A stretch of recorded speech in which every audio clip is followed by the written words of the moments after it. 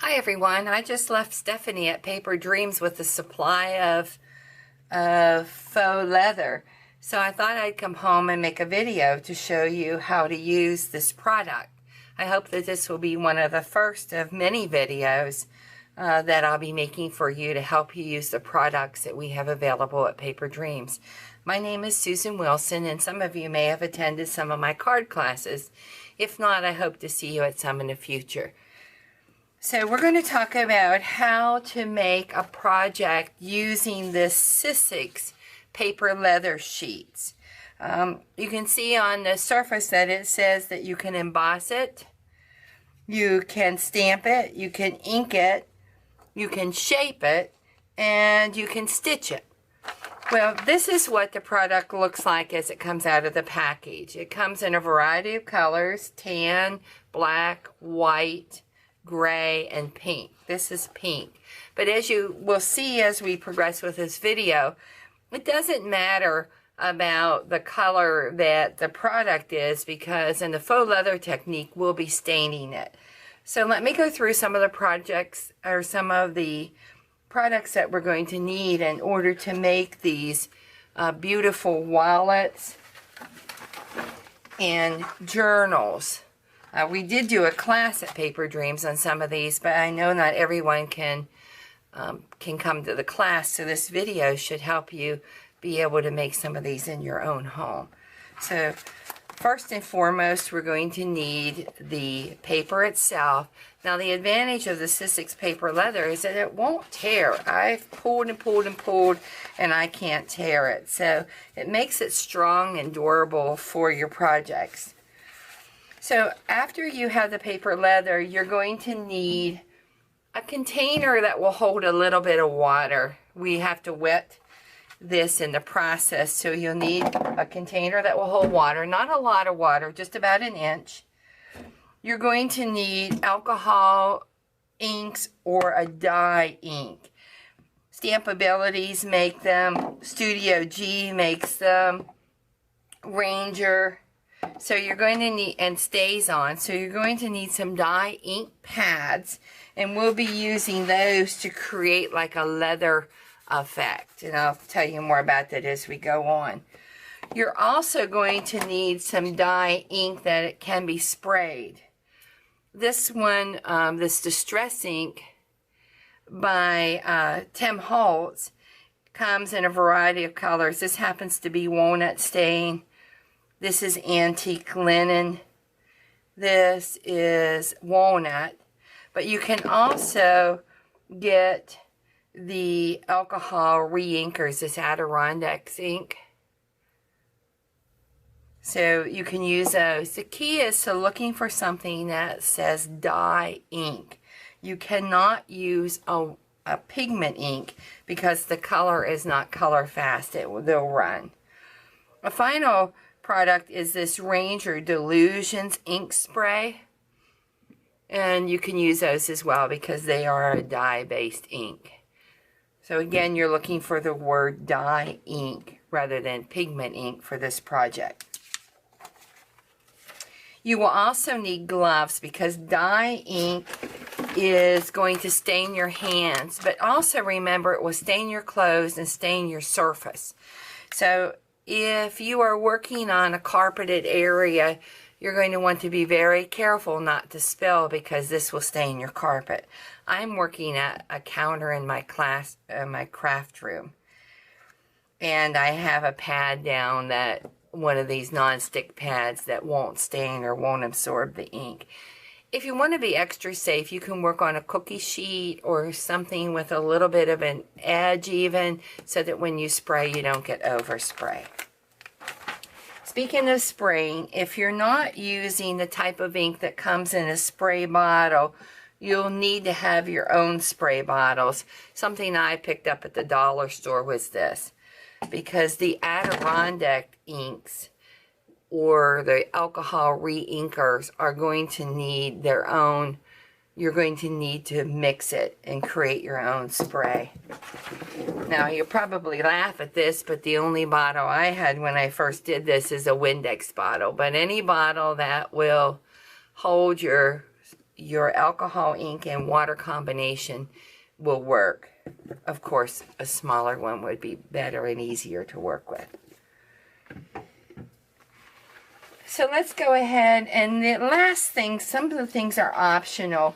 If you're going to line your project, such as we did with these journals and calendars, you'll need some material. And if you're going to use something where you're creating a pocket, for example, to slide your Kindle in, instead of lining it with fabric, you may want to line it with something that protects your screen. So you may want to use felt to line that. And because you can always sew these pieces together, you can even use a sewing machine if you like, but those are completely optional depending on your project. So to begin with, what we need to do is to take this very rigid, very stiff piece of fabric, kind of hear how it crinkles, and turn it into something softer, such as this.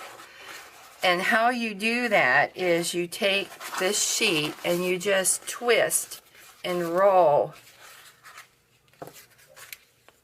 And you do that a number of times. It takes me about a half hour to prepare this, because you want to turn it and twist it from all angles till you take that stiffness out of it. You can hear how stiff it is compared to this that I've worked at, and it's much more pliable.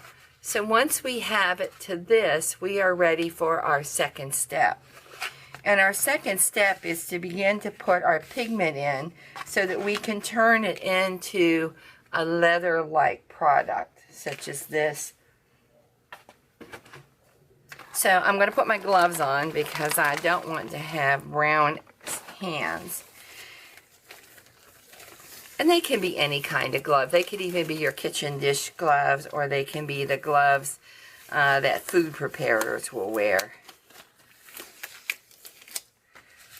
So because I want to show you the impact that all the different dyes have, I'm going to use one piece and make an ombre effect, where we're going from lighter colors of brown to darker, and then finally to another color such as teal.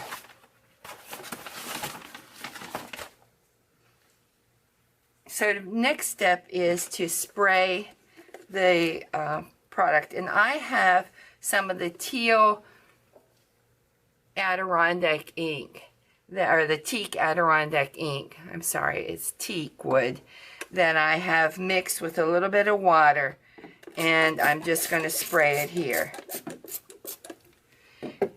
and rub it in.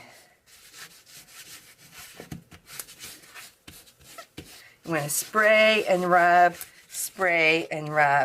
and you want to do the other side as well.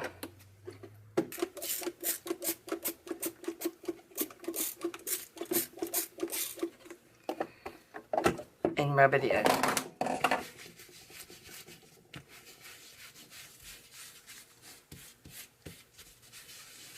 So this is the teak wood, and you can see it's beginning to stain, and it's also beginning to show a little bit of the texture of the fabric that was created by us putting in all the wrinkles.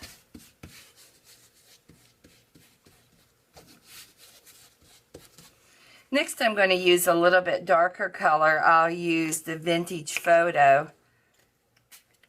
And this is one that was already pre-mixed. And we'll rub that in.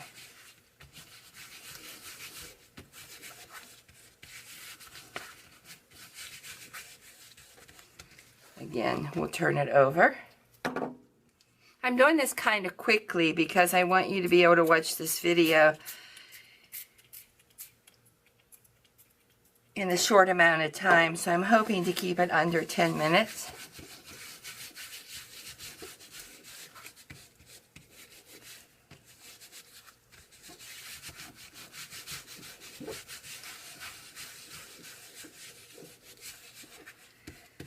If you want a darker color, just keep adding a little bit more color and keep rubbing.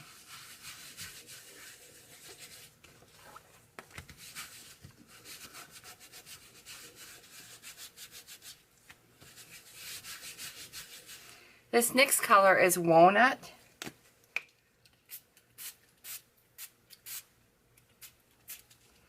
And again, spray and rub.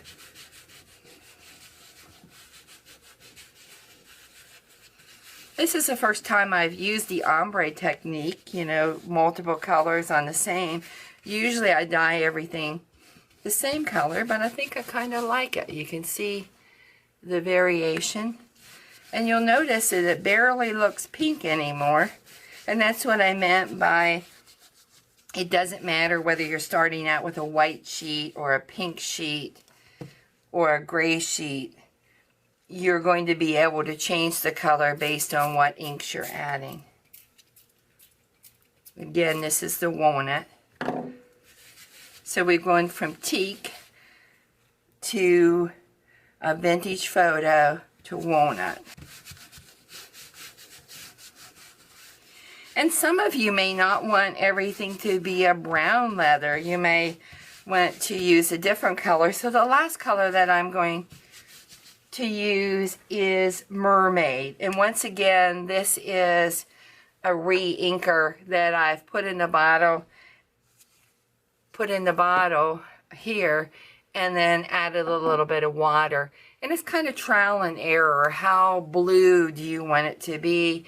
So you'll start out with just a little bit, spray it. If it's not dark enough, then you can go back and add a little bit more blue to make it a deeper color. But I'm going to use this as it's mixed.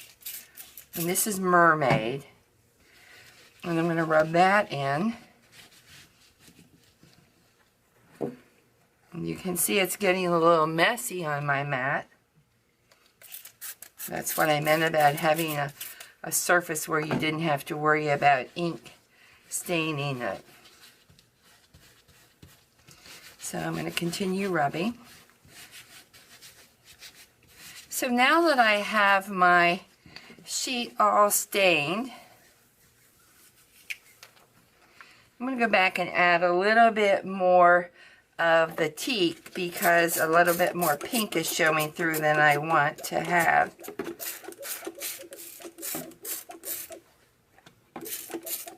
And that's what you'll do. You'll keep adding inks until you have it colored to your desired depth. I just wanted to take out a little bit more of the pink.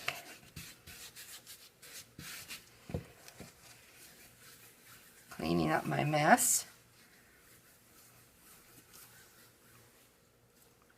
Now, the next thing that you'll want to do is to add some of the texture that leather has. And by that I mean you'll want to add, you know, some of the lines. This is a little darker. This is what a dried piece looks like that's just wrinkled, and all it does is look like wrinkled paper. So you really want to take some time and put these lines in. So the next thing I'm going to show you how to do is how to get this leather look. That's done by wrinkling your paper while it's still damp and taking a complementary color. I'm going to add a little bit more green. I'm not happy with the degree of green or mermaid that I have. I want to give it a little bit more dark. Let that soak in a little bit more.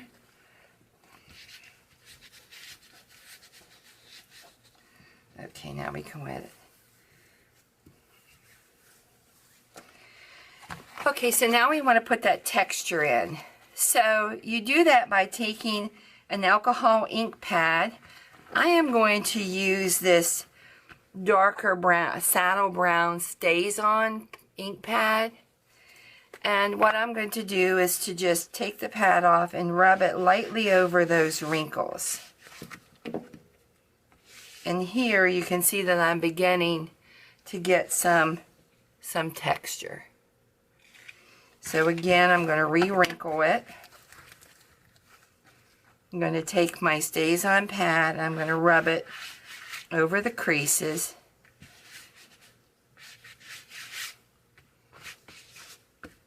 And you can see now how I'm getting the leather look texture. So this is the texturized part. This is what it looks like if you don't do that. Again, it's going to just look like a piece of wet paper. So you can, once again, take your pad, rub over it.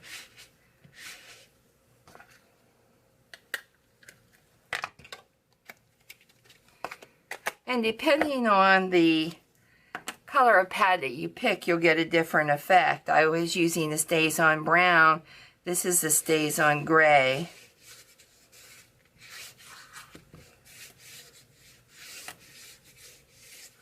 So this is the gray, this is the brown, but once again you're beginning to look like that texture of leather. If you put too much on, which is what I did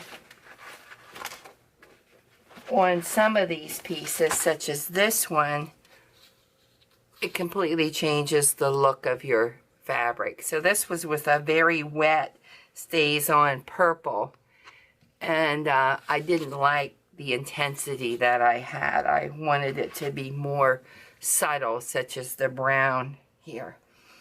So the next step is to let this dry, because the next step will be to emboss it. This is one that has been embossed. You can see that this is an Anna Griffith pattern.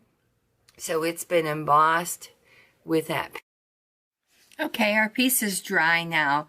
And once again, you can either let it dry naturally or you can dry it with a heat tool. It does not need to be completely dry. It can be damp to the touch, but what it can't do is leak fluid whenever you pick it up and squeeze it. So again, this is slightly damp, but and you do want to keep your gloves on, because if it's not completely dry, it will stain your hand still.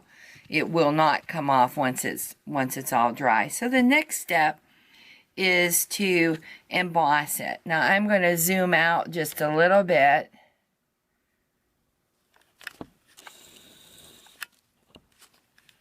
So that I can review that process with you.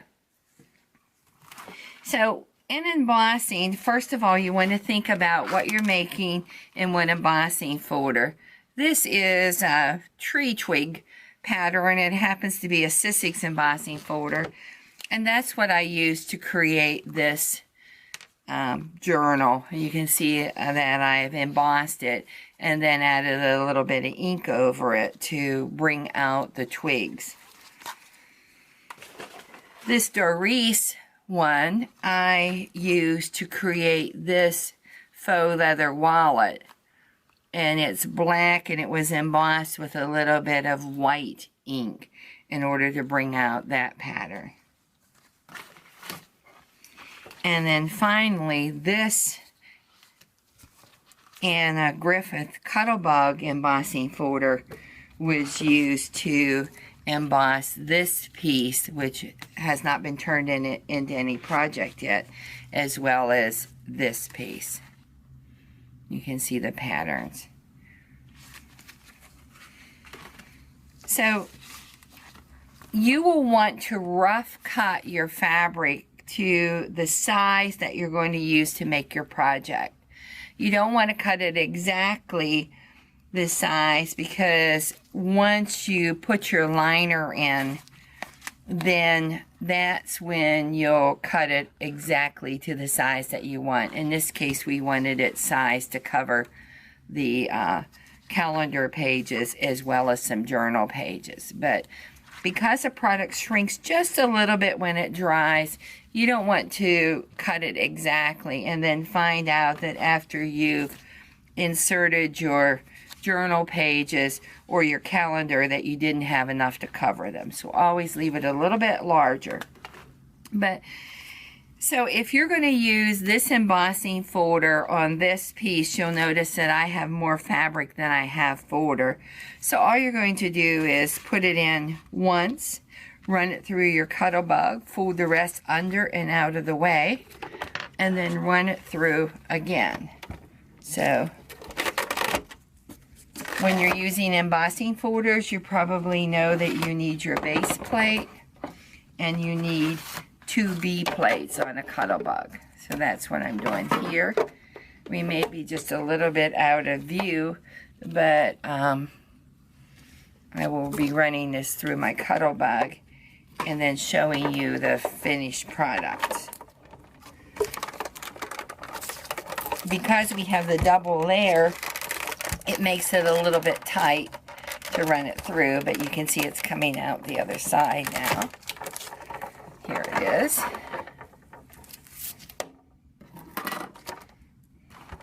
This is it.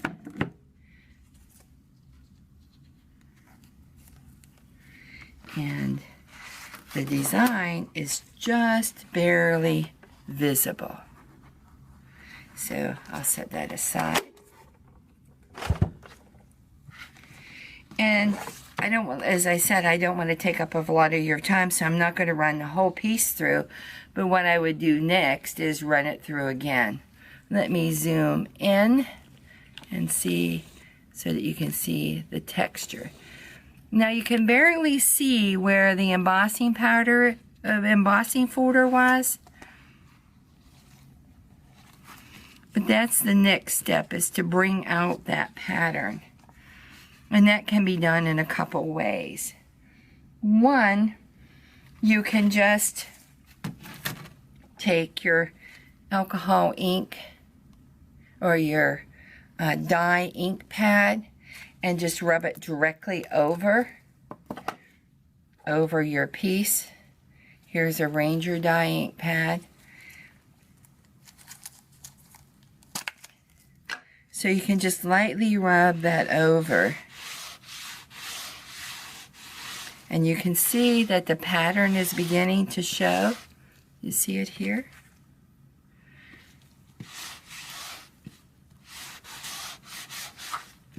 There it is.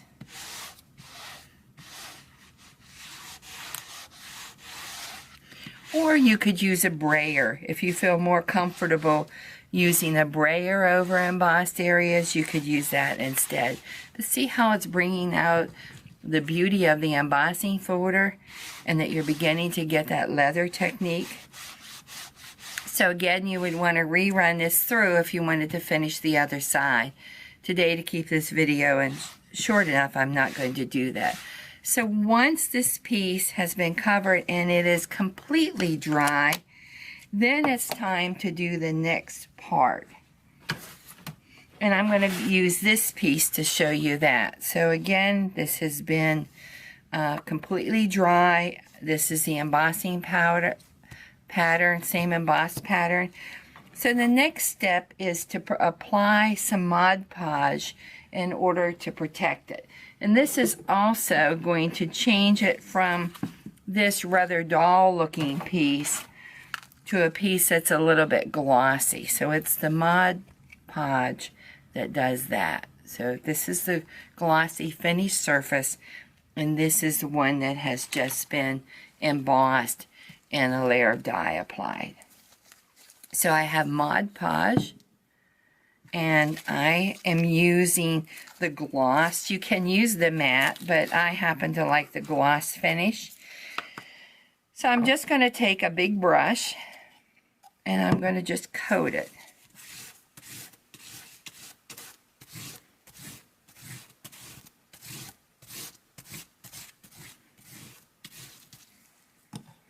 Now, if we were using a pigment ink, the colors would start to run here, and that's why you can't use pigment ink. If pigment ink gets wet, then the ink begins to run when it's wet. This does not do that.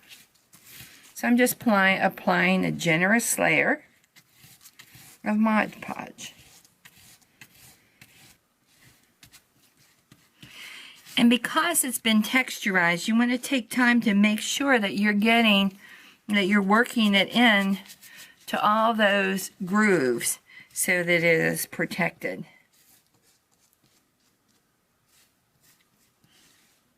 Okay, so I'm going to turn you off again, let this dry. Now, Mod Podge tends to get sticky when it's heated, so it would be a little bit better if you allow this to air dry rather than force it dry with a blow dryer. But you can try that, but it may be a little tacky. So turn you off and I'll be back in a minute. Okay, this is dry, and now you can see the luster that the Mod Podge gave it. Again, if you would like a flatter finish, you can use a matte finish. I used a gloss, for this one and several of the other projects that I've done. And this is the difference. This is the side that's not been embossed and did not have any Mod Podge applied to it. So this is the finished leather project. Now, before I go ahead and put a journal together, such as this, or the wallet, like this, I usually like to line the leather, and it gives it a little bit of extra strength. And to do that, simply turn your leather over, get your brush,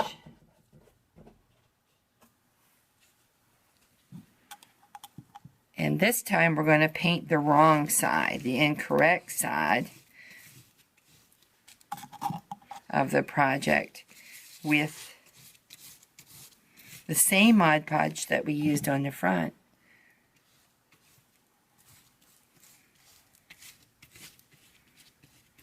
And you want to apply a generous layer to this, and this is going to act as the glue to hold your fabric in place.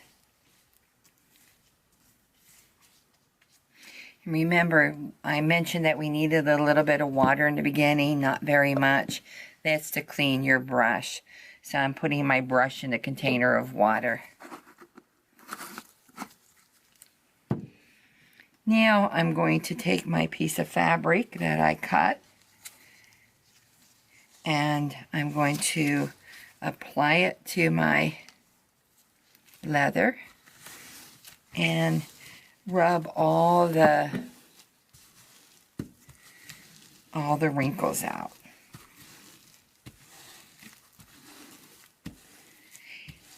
Now, about the fabric choice, if you're using a solid color, every once in a while I've experienced some spots on the solid colors where the Mod Podge leaked through and it changed the color of the fabric just a slight bit.